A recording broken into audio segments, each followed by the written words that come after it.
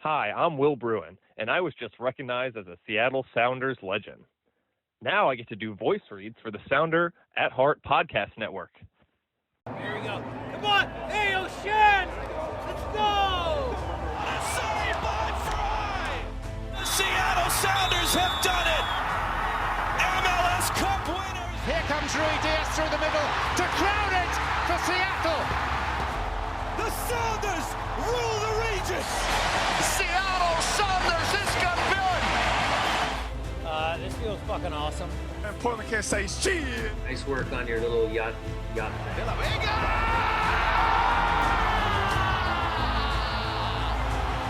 Oocha Magooch!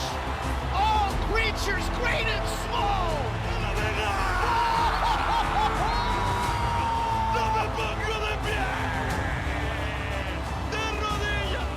You know, what was the thought process in terms of who you decided to use and who you didn't? Ever since Sounder at Heart wrote a commentary that we didn't take Come seriously.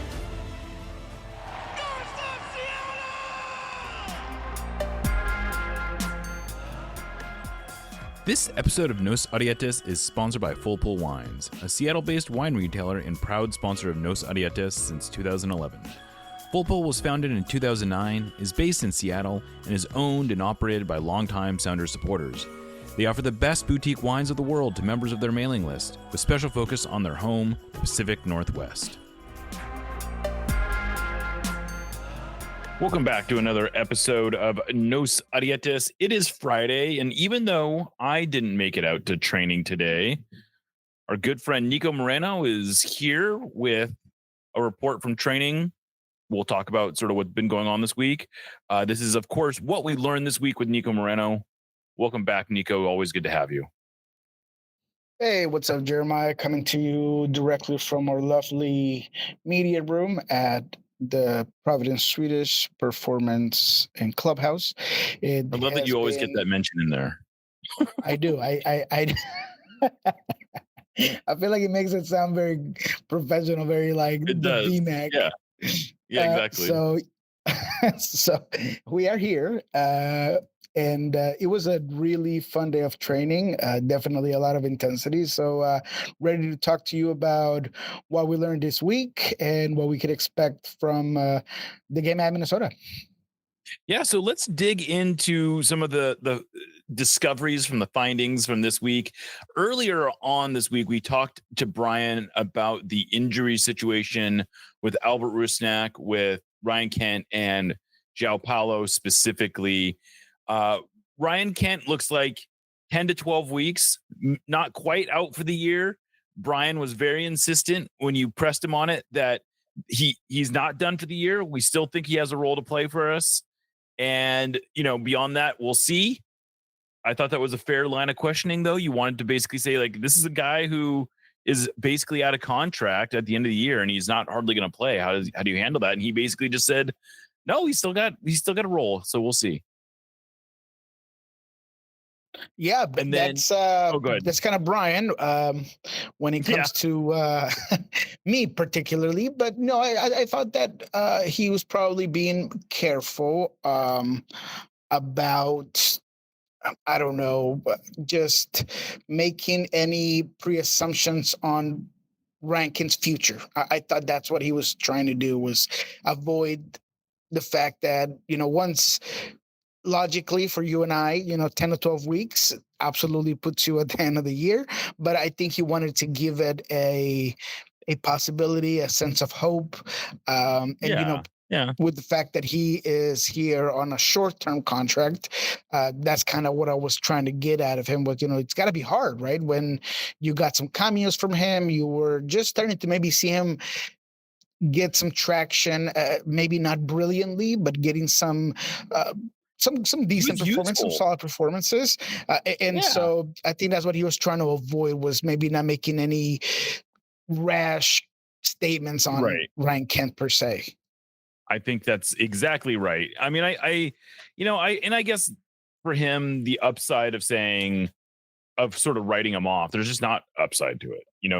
From his perspective, it's like, if they can get this guy back, even if it's only for the playoffs or only it's for a couple games, you want to have that added piece that you can choose from, and you want to give him motivation to get back. And who knows what happens next year? Like I would be shocked at this point if the Senators picked up his option. His option is probably for $1 million plus, but it is funny to think that, after 2 games, everyone was talking about like, oh, this guy's going to have to be a DP, blah, blah, blah, blah. And, I don't think he played badly in his last few appearances, but he just wasn't the same player. Although, I would think the Sounders would be open to bringing him back at some number. There's got to be a number where it makes sense. It's not $1 million. It might not even be $500,000, but there's somewhere there's something where it makes sense for the Sounders. I don't know if it makes sense for Ryan Kent. Ryan Kent might have proven enough in the relatively short time here that he can go back to Europe and find some place that he's happier. But presumably those options were available to him before. So I don't know, maybe he is open to returning, even if it's on a lower number. Look, I would be surprised if they were to pick up his option as is. Yes. I would be okay, but still slightly surprised if he was to come back at a much lower salary in the $400,000 to $500,000 range. Has he done enough for me to make it an absolute lockdown? No, but he also hasn't played himself out of just being dismissed completely. So it is a very difficult situations that I'm sure that we'll have some additional conversations to it, depending on his health and how he recovers, because it is a serious injury, and that has to come into part of that equation is, how does he come back from an injury that difficult? And specifically knowing that, look, in today's training, Georgie Manungu was lights out. I mean, he was balling. So all week Georgie was balling. He looks like a player who is very hungry, who sees an opening and is planning on bursting through it with all his might. He like the knock against him for a long time was he didn't have the finished product. But then he started getting assists this year. And then it was, okay, but he's not really getting goals. He scored the goal. Obviously, he just has that one goal, but it was a great goal. And in training, we've seen the same thing. He's finishing with his right. He's finishing with his left. If he can get a run of time, even if it's not as a starter, I think he can be a really, really effective player. And because this is a numbers game and we are in a club that wants to maximize the resources, that is another reason why I don't know if bringing Ryan Kent would be worth it. You got Paul Arriola, who essentially is going to be filling a spot as well. He could play high. Same thing goes for Reed Baker Whiten. He could play the winger position. So, there's just so much of a competition and players that you can add in those positions that I just don't see why, instead of, bringing him back for X number, you wouldn't go out there and get yourself a center midfielder, or, you would try to go and occupy other positions that this team, could have some voids, despite me knowing and understanding that this is the deepest Sounders team that I have ever covered. And when we hear Doyle talk about the deepest team in MLS history, I will, I probably think that I know more about the team, but he knows more about the league. So I'm going to take his side on that and I agree with it. And so even knowing that, I would have to say that, that there is a level of competition that you probably want to add some pieces down in more of that center midfield, a striker. We've talked about this before. Yeah, and I think that's a good point. It's a good reminder that it's no personnel decision is made in a vacuum, that every personnel decision is not just about the player himself, but it's about the opportunity cost of having that player on the roster. It's part of why, someone yesterday was asking me what happened to Braudilio Rodriguez. And I said, look, he's 25 and he was taking up a developmental spot on the roster. Yeah. And so that's sort of what happens. It wasn't that he did anything wrong. It's that if you sign Braudilio Rodriguez, then you aren't signing a Snyder Brunell maybe.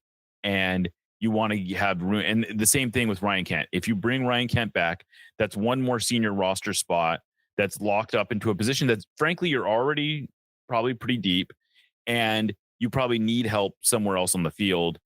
Central midfield, like you said, is a great candidate. I'm not ready to quite close the door on it, but I think it's worth keeping in mind that these are all related decisions. Moving into the next player, Albert Rusnák, he looks like it was funny because depending on how you look at the report, it's either 3 to 4 weeks, which seems bad, or 3 to 4 weeks, which means, oh, he might actually make it back for the Leagues Cup semifinals, which would be pretty nice. If he's back by the semifinals, he would only miss 2 more games or I should say 3 more games total. But that doesn't seem it doesn't seem quite as bad as maybe we feared when we last talked. No, and he was out here today, obviously just doing some light jogging, nothing that is worth saying, anything about. But he's going to be in good spirits. I mean, to certain level, right? I mean, he's a guy that wants to be out there. You and I both know that he wants to play the games, and although He definitely doesn't want to be okay with not rehabbing. practicing, he wants to be out there in the games. It was just good to see him for a bit. But I would just be cautious. There is no reason to rush him. So Right. Even the Leagues Cup semifinals seems early for me. I would think agree. maybe the final, if that, would be one that you would say is worth playing Albert that game. And That's a good point. Yeah. it's him being such a pivotal part of the offense, and with having a guy like Jesus Ferreira filling in the spot very adequately and effectively, I just feel like you probably slow down on not bringing him back so quickly. And then the other player who I guess there's a couple more players, but the other one I wanted to talk about right here was João Paulo. His situation is fair to say complicated. There was a glimmer of hope when we first found out that he was only going to be out, or that he didn't do his ACL. But I think we also have to keep in mind that there's a roller coaster of emotions that he is going through that is adding complication to this, because on 1 minute he was, okay, I'm finally getting to the point in the season where I'm maybe going to get some minutes. He hurts his knee. He thinks his ACL is done. Okay, do I even want to go through an ACL recovery? I'm 34 years old. What am I just coming back so I can sit on the bench? What's the point, right? And I think he starts getting into the mindset of, okay, I need to start planning my post-playing career. And then comes the news, actually, you haven't done your ACL, but it's still a pretty long recovery process. You can't just get out there and start playing again. And so here we are. It's been, it's already been 6 weeks since he suffered the first injury. It does not look like he's getting particularly close. He was outside at least, but he's not, like, his return is not around the corner. What are you seeing there? How do you see this situation playing out? What do you think realistically, what role do you think he can play this year? I don't see him being a guy that will be a consistent rotational player. At this point in the season, with how well the team is playing, and look, the reality that Brian wasn't necessarily playing him consistently as a rotational player when he was healthy just Right. leads me to believe that at this point in time, the best case scenario is that you make and you work on getting him 20 to 30 minutes fit and being a guy that can come in and close a game, that can be a guy that, if necessary, you need to break the glass and bring him into a game because somebody went down or there's a situation, then you do that. But I just don't see him having enough time to really being ready to play 90 minutes, or even Brian making that call of playing him for 90 minutes. Obviously, we still have to see it. There's plenty of time before the season is up, but today he wasn't even out there. He was out here a couple of days, right? He was doing Just doing light work on the outside. That's right. Zero ball work. It's all resistance, speed, strengthening, things of that nature. So I would put him probably not until another 2 weeks before you're even doing more of the full-on trainings. Brian said today that next week they're gonna hiking up his training session. So what does that look like? Maybe more on the ball stuff would be my guess. Maybe he does partial stuff in training, but I just think we're not going to see him even go through half or a full training for a couple of weeks. Clearly, and you mentioned this, the human part of it is important. And as a guy that wants to do right by the team, wants to do right by himself, right, but to his standard of play, I do feel like it'd be very difficult to, I don't know, come in and play 90 minutes. However, he would have that heart, and if the team needed him to do so, he probably would. But we're probably thinking that if that's even a possibility, you'd be looking closer to the end of September, early October, if that was the case. Well, and you got to wonder for him, it's like, what's the point of getting 90 minutes fit if he can't really, if he's not going to be allowed to play 90 minutes, right? And and what are you risking? And are you going to be at your best? And you got to do a lot more work to get to that point. And then he doesn't know what's happening next year. And so these are all complicating factors that make it very tough. I have to think that the Sounders are actively looking for options to supplement the roster, probably from within MLS. And because they're at the point now where I just don't think they can afford to rely on JP coming back. If he can come back, great, but they just can't count on that they just can't assume that's actually going to happen. No, not at all. And, I think he knows that as well. He is a very self-aware individual. And yeah, that's all part of the mathematics that I'm sure the team is doing. Difficult decisions is something that has been a trend here at the facilities. Brian has talked about it with Stefan Frei and Andrew Thomas. He's talked about it on the wings. He's talked about it. I mean, the competition and then the situational things with a difficult circumstance like the one that JP is going through is all part of those tough decisions.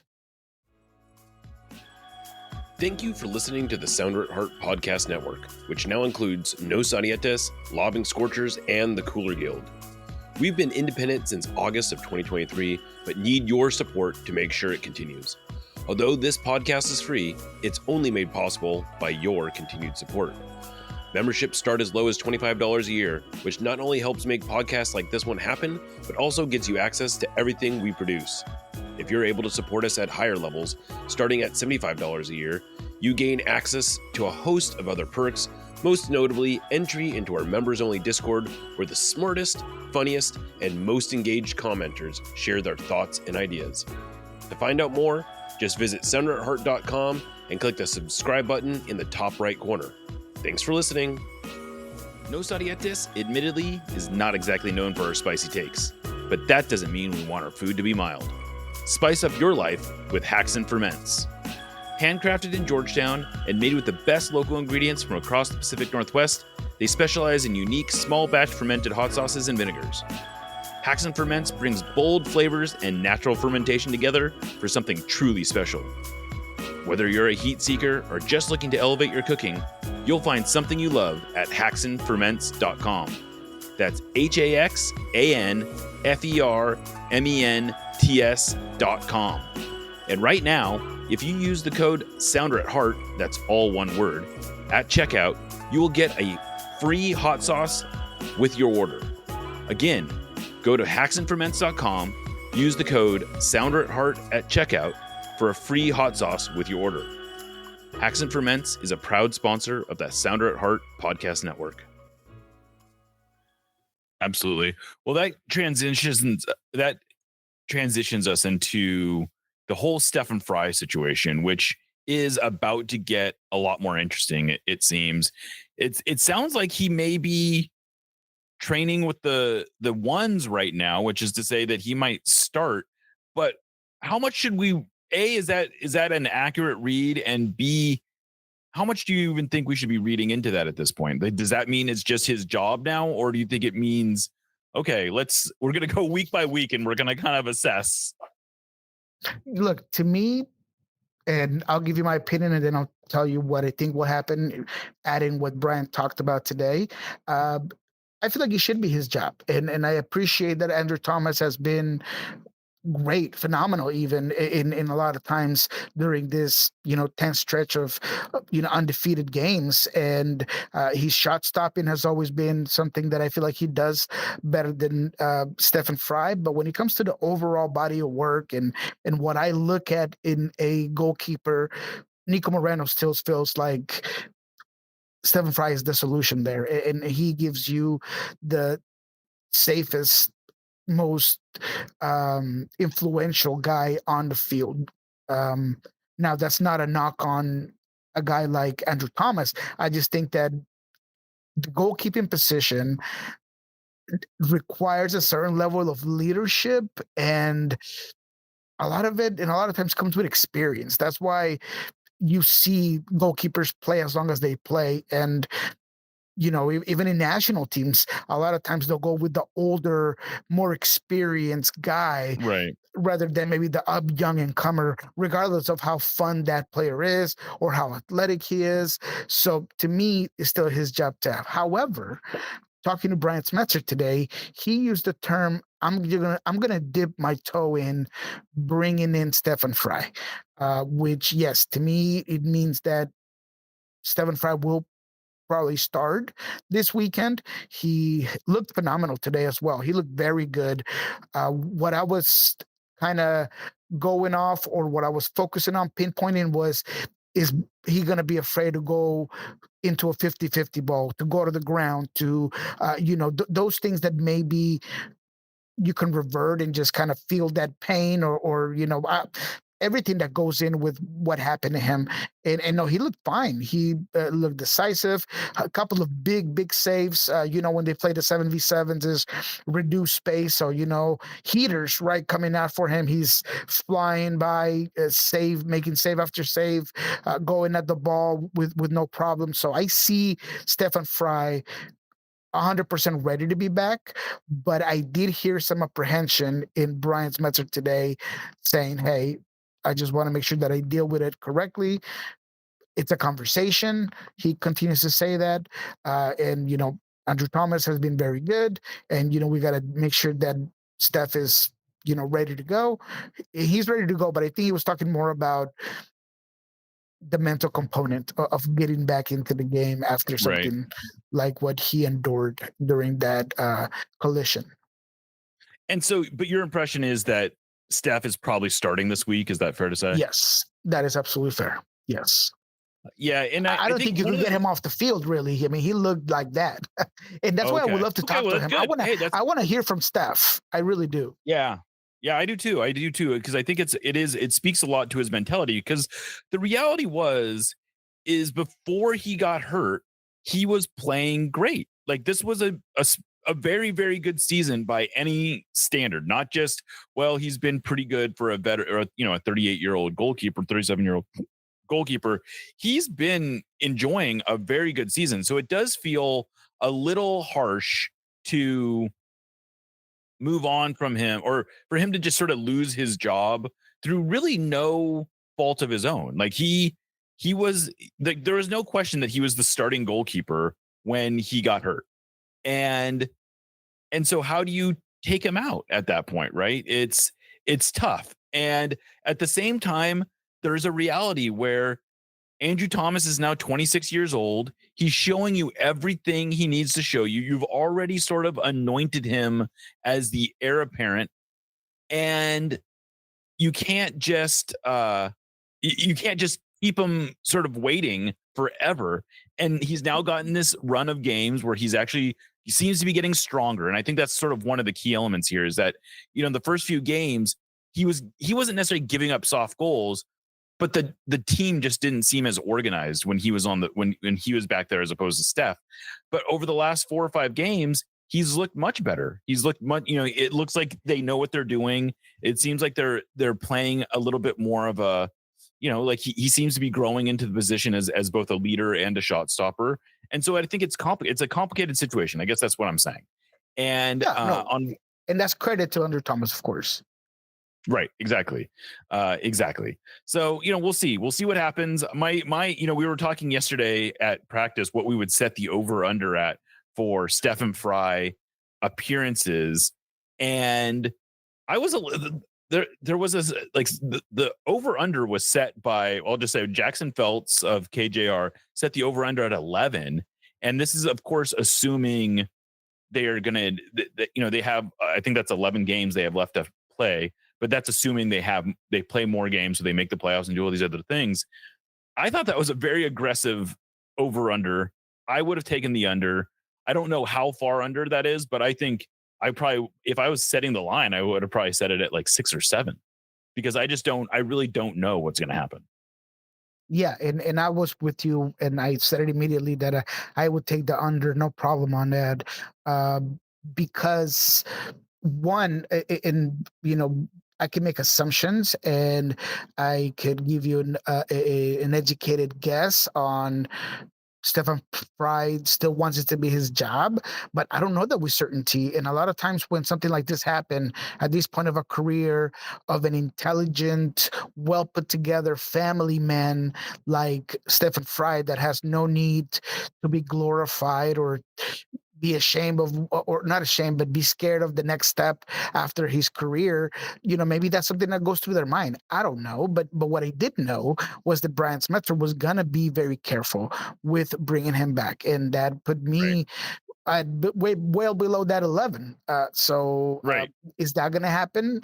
Is Steph gonna come in and have a baller of a game against Minnesota, and that just gives him the confidence and everybody the confidence that is my job. I'm here to stay, and the only games that Andrew Thomas gets is Leagues Cup. That's a possibility, but at this point in time, I don't have the certainty, and I would be more than okay to bet on that under. Yeah, and like you said, Andrew, the fact that Andrew Thomas is going to be getting the Leagues Cup games, that's potentially 3 more games right there. So, I guess that maybe makes the transition piece a little bit easier. Maybe Schmetzer doesn't feel like he needs to really make a choice until Leagues Cup is over, and then you really just have one goalkeeper at that point. But I don't know, it'll be interesting to see. So I do want to get your sense of Minnesota United, but before we do that, real quick, has anything changed from your perspective in terms of the transfer window? The last time we talked, we basically were opening the umbrella, for lack of a better term, about girding fans for there not being a big signing.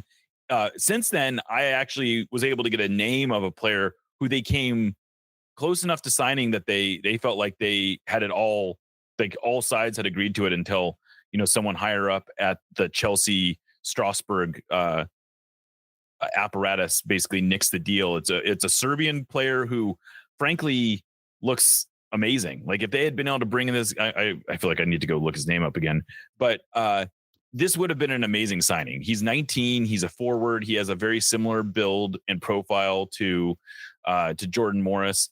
And he already has a couple like solid productive seasons under his belt in, I believe Milos Lukovic is his name. And he's already got a couple productive seasons in sort of like low non-premier type of European leagues, but first divisions. But again, looks like that deal fell through. Not going to happen. Are you hearing anything to give us hope that there might be a U22 signing still in the offing? No, not at all. My expectations, as yours, have dropped down dramatically. Everything that I'm hearing is that we'll see what happens, but it sounds like there is no real commitment to continue to chase down, and I said this on Love and Scorchers, your 6th or 7th option, because logic will tell you that they went for the targets that they wanted, and they have been unsuccessful. And in my tally sheet, I have 5 players that they have unsuccessfully approached, sat on the table, and were unable to secure. So if now you're that far down in your list and you are coming off from a game where your young guns, a guy like Cesar Rosario, was Right. very good against the LA Galaxy. He's been very successful. He gives you a different profile of striker. Maybe you're not getting that Jordan Morris-esque player that is what you were trying to get, but you get a target forward, which is different than the poacher that you might have in a guy like Danny Musovski. And that if you needed a little bit more mobility or a false nine, then you have Ferreira as an option. So when I look at the need there, and I do feel like the U22 that they're looking for needs to be a striker, I feel like they're just going to pocket that in and just wait to figure out what you get out of this current group. And you revisit that in the winter window. It's not what you want to hear. You and I both were very frustrated by the fact that I guarantee you that even the guy that you just mentioned, that I think he's in the second division of La Liga. If you went out there with a, I think that loan just went. I think I was looking him up right now, and it looks like the loan just got made, like right after, I think after the deal with the Sounders fell through, they worked out a loan to send him to Las Palmas of the second what's to La Liga, whatever they call it. Yep, La Liga 2. And so when I look at that, it makes me realize that if the Sounders had to go, let's just say that it was a money thing. If it wasn't a money thing, you could add money to make that team change their mind. And they just didn't have that. And maybe if they had that budget, maybe they're not looking for this guy and they're down in South America bringing in a top prospect, or, down in Eredivisie and getting the guy that they wanted, but that's just not the case. So because of that, I just don't see that happening moving forward. I said 30-70 at one point. I'm all the way to 20-80 that nothing's going to happen with that specific player. There's just much more decisions that need to be made. I think Obed Vargas is a priority to get him a U22 contract, to sign him to a max contract, because the ball and the pressure is on the club.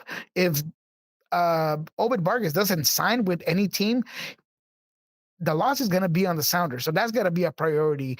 You got the priority of what you're going to do if you're not going to bring back Ryan Kent. You got to figure out what's going to happen with the extension of Yemer Gomez Andrade. You got to figure out what's going to happen with Danny Musovski. I mean, there's just so many more things that in the near future need to be figured out, that, if you're not sure about U22 right now and your future there, you just don't do it. Maybe you go out there and get yourself an MLS player to fill that midfield position, like we mentioned, and that's it. Yeah, and I'll echo that. I think the number one priority, frankly, the number two, maybe the number three priority needs to be getting Obed Vargas signed to an extension, because it's being very obvious that this is a player. And if that means the Sounders need to max out what they can pay him as a U22, which is basically $1 million a year, they need to do that. That to me is so much more important than any new player they can bring in. That, like, the budget that if it's a matter of budget, that's where the budget should go. Yeah, and look, I talked to Obed Vargas this week, and I haven't posted the video on Pulso Sports, but it will be in Spanish. And, I talked to him about, how difficult it is for him to mentally be ready to play at the level that he's played, with the insecurity of not knowing your future. And I was very surprised that, usually when I ask that question, the answer is yes. It's difficult to play because, I don't know about my future. But I'm usually asking a 28, 29, 30-year-old. When I asked him, he was just like, yeah, well, I just got to keep playing. But I got to figure out my side. I got to make sure that I talk to my agent and my family and all these things. He was more like, yeah, I would love to sign an extension, but I'm not like super worried about it. And that made me a little bit nervous, right? Because he's a guy that knows that there's a lot of interest in him, that he's playing at a phenomenal rate, that he could essentially leave in December and very easily find another club. So that puts a lot of pressure on the Sounders. And, I'll translate. He didn't say like, I want to leave. I don't want to put that out there. I'm kind of reading in between the lines and contrasting when I usually ask that question to an older player, because he definitely wants to be here. He wants to remain here. I even asked him about, the World Cup for the U20s that is coming up here at the end of the year, and he is very likely going to be called up by Mexico's U20. And he talked about, it's all about me playing good here, and that will lead to other things. So he was very focused on the Sounders and remaining here. But I also saw him being very chill and without any like urgency to get that extension, and that's just because of his position right now. Right. I mean, from what I've heard, the situation with Freeman, who's the Orlando City right back, he's got 18 months basically left on his contract, which I guess is about the same as Obed essentially. But he's talking about like, well, they don't want to resign because they just want to be able to go to Europe on a free because they feel like they can end up pocketing that money. Mm-hmm. And Obed doesn't seem to literally be saying that. But it's one of those things where it's got to be on their mind where, look, why do I want to sign an extension if all that's going to do is complicate my move? Now, I think he probably has a little bit more of the Sounders seem to have a better relationship with Obed than Freeman does with Orlando City. But it's the point being, you can't just take it for granted that he's just going to sign an extension sort of out of the goodness of his heart. You got to make it worth his while. You got to pay him like a real player. And so anyway, I would hope that that's sort of the priority for the Sounders right now. If they can sign a U22, great. But like the reality is that I don't see a U22 coming in and contributing right away as it is. So, we'll see. We'll see. All right. Well, before we have about 10 more minutes before we get out of here, though, let's talk a bit about about Minnesota United. What do you see? Like, what do you see in this game? This is a potentially, Christian Roldan essentially called it a playoff game. What do you think's gonna? What do you think? How do you see this one going down? I think that, and I asked Brian this today, if this was the biggest challenge this team has faced after Club World Cup, and he didn't give me a yes or a no, typical Brian, but he said they're a very good team. However, I do think that Seattle consistently has had issues breaking down teams that play with deep blocks in the fashion and the effectiveness that Minnesota United can do it. So this is, to me, one that maybe doesn't match up as well as perhaps the LA Galaxy game did. But I've seen a couple of games for Minnesota that haven't been up to their standard. I'll go back to the San Luis game in Leagues Cup. They lost 2-0, and it's not like they didn't have some of their better players out there. And then you go back to the Colorado game that was even more telling. And in both of those games, surprisingly, they were the attacker. They led shots, they led possession, but they did not lead the scoreline. So is that a blueprint into what the Seattle Sounders could potentially do, which is just conceding a possession and saying, hey, you left the net, have the ball? Well, you're going to have it. And then, going off of that, maybe tinkering with that, flipping the script on them with that sort of mentality or approach to the game.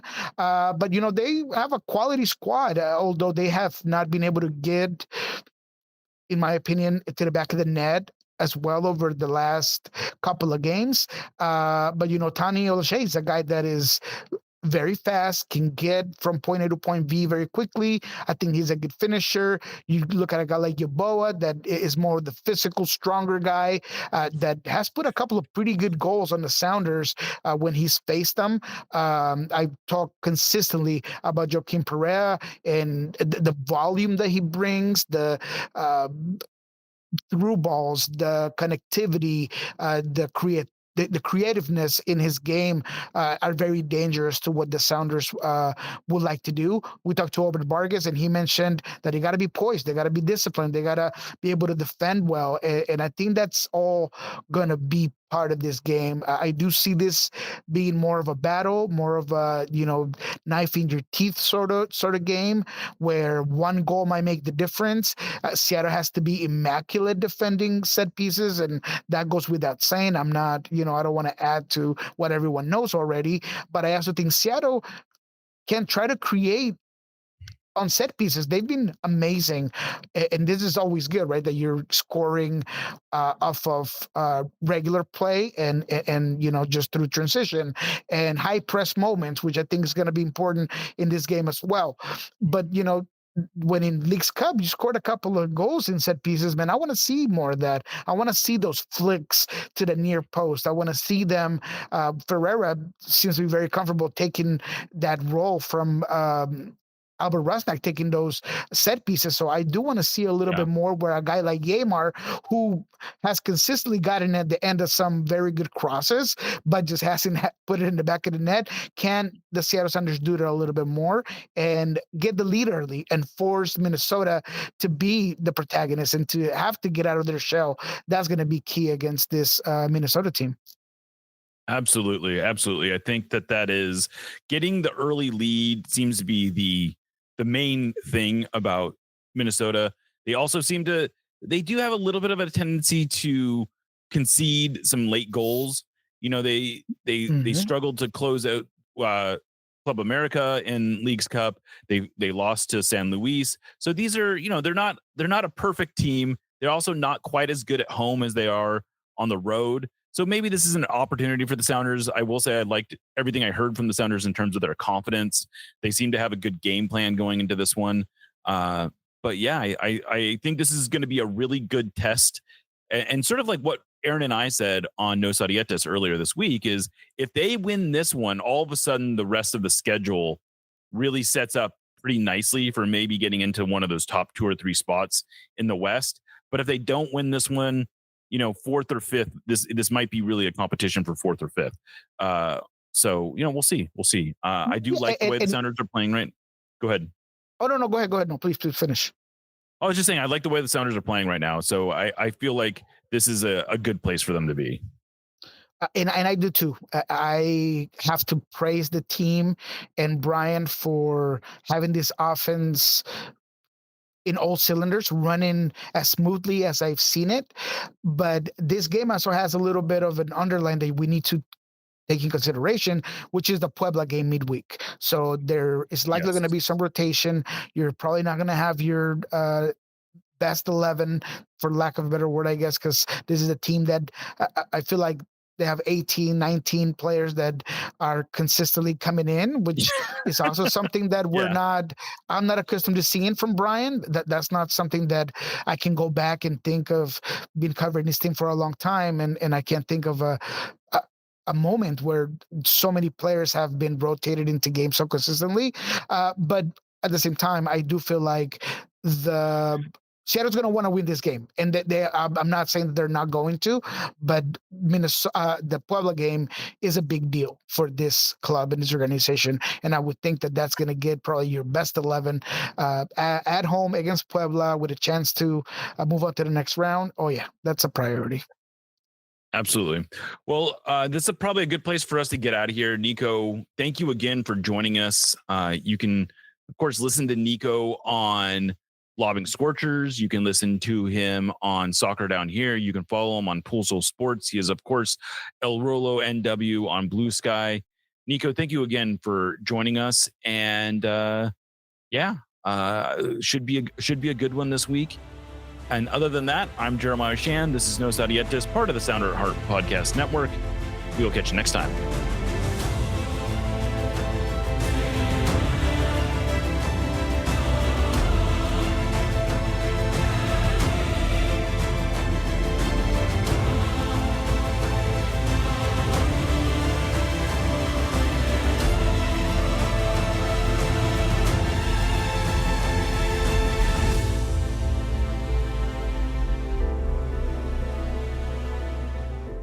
I expect a LAFC who's motivated to prove themselves at home, to prove to their fans that they're capable of winning in this league.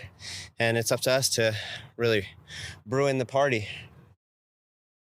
I feel a lot better than Bob.